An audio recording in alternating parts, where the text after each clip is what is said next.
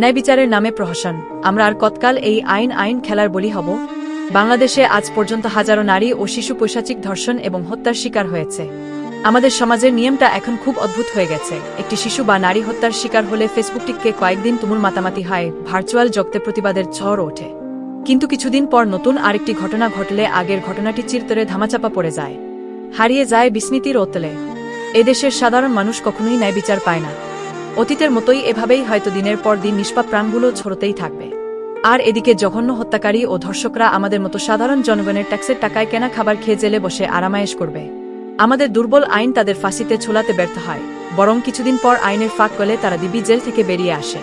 তাহলে আমার প্রশ্ন হলো, কি লাভ এত বড় সংবিধান, প্রশাসন, পুলিশ, হ্যাব আর মন্ত্রীদের লালন পালন করে? এরা সাধারণ জনগণের সাথে আইন খেলা খেলছে, আর নিরীহ জনগণ হচ্ছে সেই নোংরা খেলার নির্মম বলি। আমরা এমন আইন চাই না, এমন সংবিধান আমরা মানি না।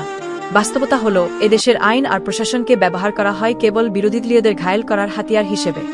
সাধারণ জনগণের সুরক্ষা বা তাদের ন্যায় বিচারের জন্য এই আইনের কোনো প্রয়োগ নেই। অনেকেই হয়তো আইনের দোহাই দিয়ে বলবেন, বিচার ব্যবস্থা দ্রুত কার্যকর করতে গেলে অনেক নিরপরাধ ব্যক্তি ফাঁসিতে ঝুলতে পারে। তাদের উদ্দেশ্যে আমার স্পষ্ট জবাব, যেসব ক্ষেত্রে অপরাধী ঘটনাস্থলেই হাতে নাতে ধরা পড়েছে এবং অপরাধের প্রত্যক্ষ প্রমাণ রয়েছে, তাদের তাৎক্ষণিকভাবে ফাঁসিতে ঝুলানো হোক।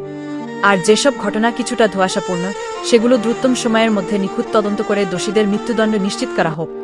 রাষ্ট্র এবং প্রশাসনের প্রতি এটি একটি স্পষ্ট বার্তা।